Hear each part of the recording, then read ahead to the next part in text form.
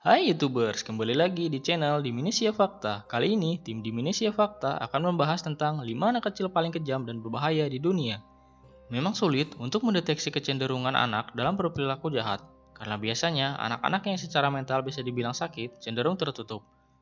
Meskipun ada beberapa tanda yang dapat dibaca seperti perubahan nafsu makan, perubahan pola tidur, perubahan cara bersosialisasi, aktivitas akademis, dan atau aktivitas bermain.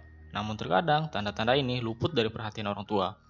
Seiring perkembangan zaman, orang tua semakin merasa kesulitan dalam membesarkan anak. Pengaruh didikan orang tua yang salah, pergaulan, televisi, internet, dan lain-lain rasanya terlalu kuat untuk dikalahkan. Karena itulah, di zaman ini semakin marak kejahatan yang dilakukan oleh anak di bawah umur. Kadang-kadang, sebagai orang tua, kita miris melihat hal ini. Oke, sebelum lanjut ke pembahasan, di bawah video ini ada tombol like dan subscribe. Kalau kamu suka dengan konten-konten yang Dimensia Fakta sajikan, kalian bisa menekan tombol like dan subscribe untuk berlangganan video atau konten-konten Dimensia Fakta, dan ini gratis. Oke, lanjut. Berikut daftar beberapa anak paling kejam dan berbahaya di dunia.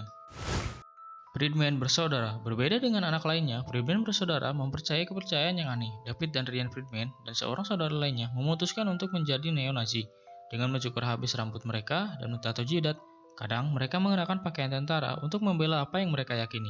Mereka melakukan teror kepada keluarganya. Selain itu, mereka dengan tega menikam sang ibu, ayah, serta saudara lainnya hingga meninggal dunia. Graham Young. Sejak kecil, Graham telah menyukai ilmu kimia, terutama pada komposisi racun dan pengaruhnya pada tubuh manusia. Jika anak-anak lain menyukai tokoh kartun atau superhero, maka tokoh idola Graham adalah serial killer seperti Hawley Crippen dan William Palmer atau tiran yang kejam seperti Adolf Hitler. Pada umur 13 tahun, pengetahuannya tentang kimia organik bahkan sudah seperti mahasiswa S2, dan semua itu ia dapatkan dari belajar otodidak di perpustakaan kota. Dengan pengetahuannya tentang racun, ia mulai meracuni orang-orang yang ia benci. Dimulai dari ibu tirinya sampai meninggal, lalu ke ayahnya, adik perempuan, dan beberapa orang lainnya. Graham ditangkap lalu dibawa ke rumah sakit jiwa untuk rehabilitasi. Pada umur 20 tahun, ia dibebaskan namun kembali mengulangi perbuatannya. Graham meracuni 70 orang dan kali ini dibawa ke penjara seumur hidup. Ia meninggal di dalam penjara. Mary Bell.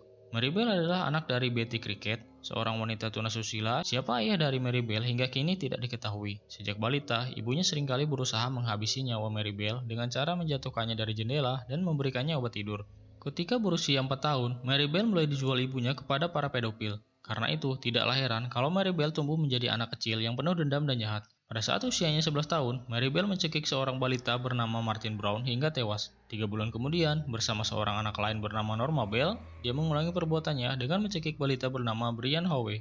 Tidak hanya dicekik, balita ini juga disayat perutnya dengan sebuah silet membentuk huruf N, yang kemudian disayatnya lagi hingga membentuk huruf M.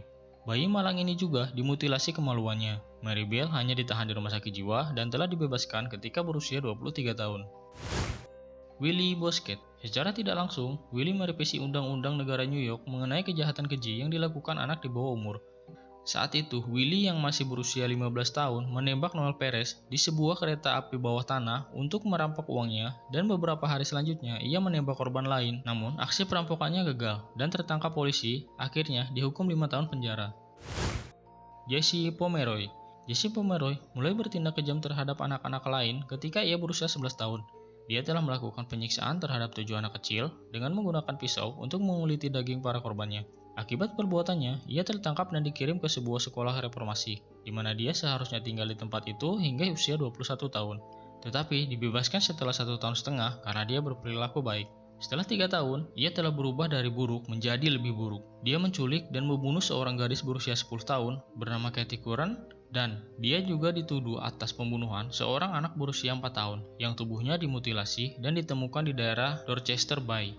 Meski kurangnya bukti yang meyakinkan, tapi ada alibi yang menghubungkan Pomeroy terhadap kematian anak kecil itu. Ia dinyatakan bersalah atas kematian Kathy ketika polisi menemukan mayatnya di basement toko pakaian milik ibu Pomeroy. Dia dijatuhi hukuman penjara seumur hidup. Dia meninggal karena sakit pada usia 72 tahun. Itulah 5 anak yang paling kejam yang ada di dunia. Kita sebagai orang tua memang harus waspada dalam mendidik seorang anak. Jangan sampai sang anak mengalami hal seperti itu.